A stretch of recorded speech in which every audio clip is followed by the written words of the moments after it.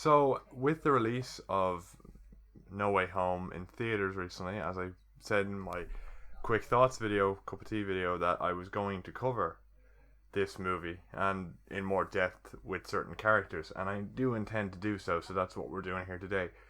We're going to talk about Tom Holland here today and his version of the Spider-Man, and in honor of that, as a fellow Spurs fan, I am wearing my Spurs Santa hat. Look, beautiful, beautiful little thing. I remember this actually when I was in primary school. My dad bought me one and bought one of my teachers one because he was also a Spurs fan. He got he's a legend actually. He did a lot for me while I was there. I had to put the lights on because it's dark now, so sorry if I can see the what you call it, that yoke there. There's a bit of light shining there. Can't really do much about that. I might try the next one, see what the darkness looks like.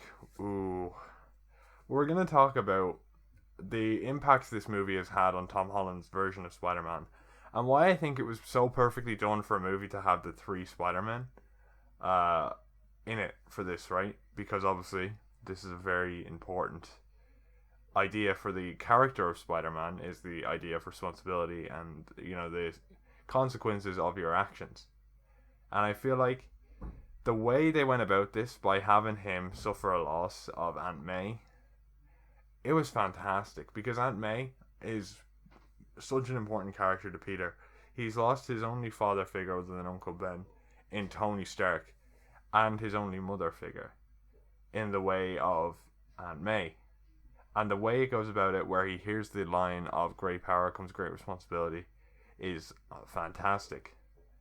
Because we see the other two Spider-Men trying to help him through it and trying to help him adjust to the life of a real Spider-Man, and he realizes the responsibility he holds.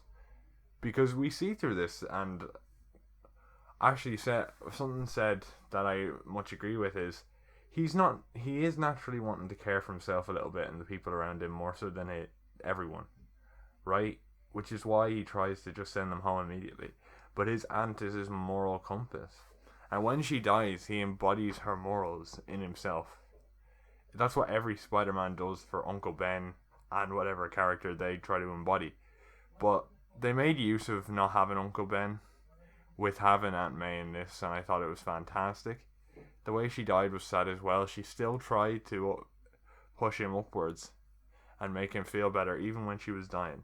And it just shows how well the studio understands the character of Spider-Man and the character of Aunt May. And I feel like it was a good subversion, to be honest, to have each of the characters, or this Spider-Man, have a different, role model to the other two Spider-Men, and they throughout this try to teach him, the right of responsibility.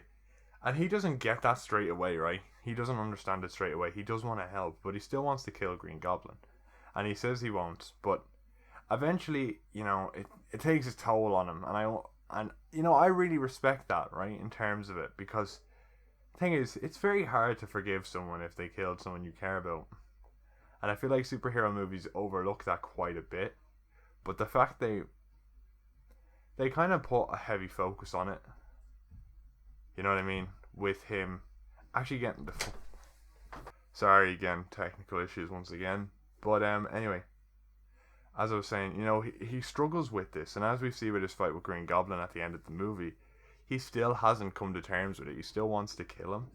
And the fact that we see those two Spider-Man, take a hit to teach him this, right? He learns it through Norman Osborn. And they have him kind of build a relationship with Norman before he ends up killing Aunt May, so he understands the good side of Norman, but he still can't bring himself to, believe it. He killed the only person he had left to care about, so he's like, what the fuck am I gonna do now? So obviously he's trying to kill him, but throughout this movie they're slowly teaching him responsibility. Sure, they have this line where he just meets the two new Spider-Men on the rooftop, and they're like, don't you try to explain how you know my pain. And then they explain the exact situation he's in. which I feel like is fantastic. The way they used Andrew Garfield and Tobey Maguire's Spider-Man in this movie to help evolve Peter's character into the Spider-Man that most people expected him to be from the beginning is fantastic. He's no by the end of this movie, because he learned responsibility and has all the consequences that he didn't receive in the first two movies build up on top of what happened in this movie to bring a complete destruction of his life by the end. And I feel like that's incredible. It is an incredible. I understand they probably didn't intend this originally, but it is an incredible thematic through line for the trilogy, and I think it's fantastic. And him gonna have to build up his entire life and his entire, personal circle in the next trilogy is gonna be fantastic. I think they did a fantastic job with this movie.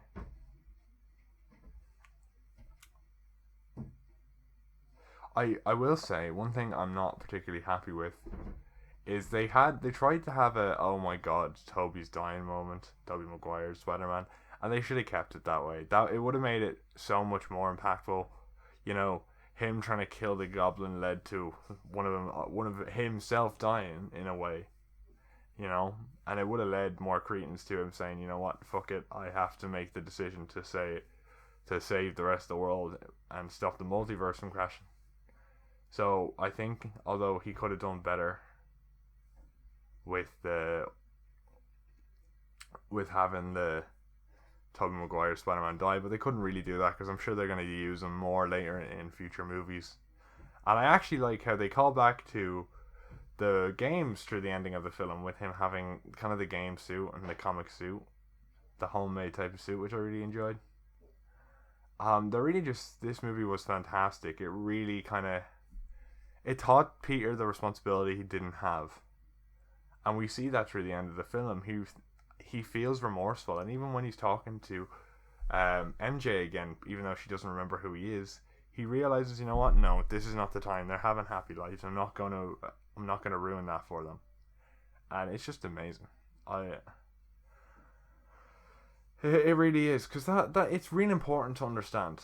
Because I sympathize with Peter Parker's motivations. If someone killed my mother, hell, I would be fucking pissed, man. If you had the opportunity to kill the person who killed your mother, that's a hard thing to turn down. You know what I mean? That is really hard to not do, because your mother, in a way, is probably, a lot of people would say, the most important person in your life, and it would be so hard not to feel the rage boil up, if that were to happen. And I feel like these two Spider-Man, Tobey Maguire and Andrew Garfield, know exactly how this went. They know how it is. They're trying to convince him, that's not going to end well. And he learns this slowly throughout the film. It's a really good arc. And the other two have really, really small but really good arcs as well, which I really enjoyed, which I'll talk about some other time. But Tom Holland really matured this film in terms of his version of the Spider-Man, and really culminated all of the consequences that he should have gotten in the previous films into this film, which was fantastic. And I'm really happy with how they did this, and I can't wait for future movies. One thing I will say is Sandman made no sense to me, right? I'll talk about that some other time when I'm talking about the negatives of the movie in more depth, but Sandman, really, what are you doing? But yeah, I feel like this movie fantastically incorporated the Spider-Man theme of responsibility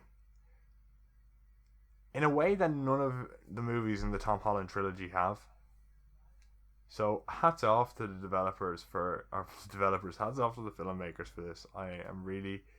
It was an amazing movie, and I'll reiterate that again. Fantastic. And the way they did it was just, breathtaking. Took my breath away. It honestly did.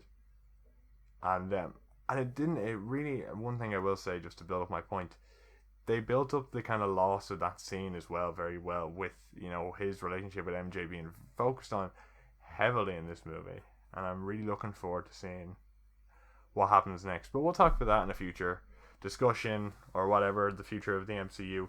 And I also have a Hawkeye thing to do on Wednesday. Oh god, that's gonna be mad. Hawkeye's really good, I will say that, but I'm gonna talk about it individually later on.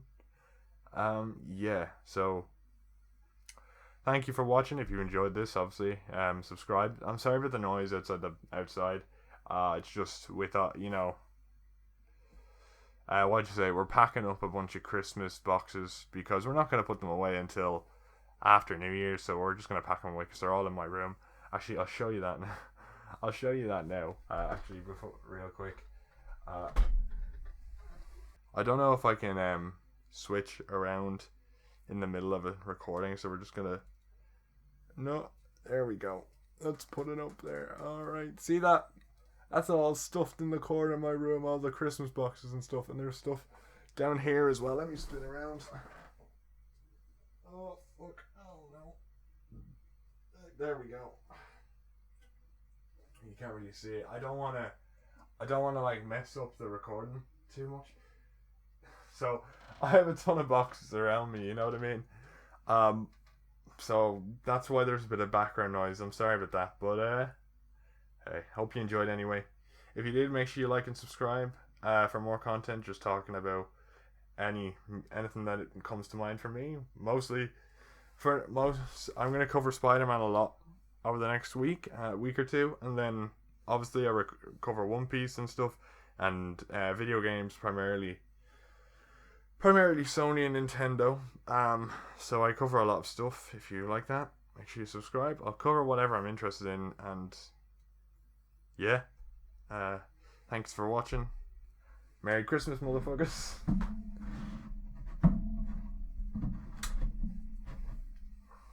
Cheers.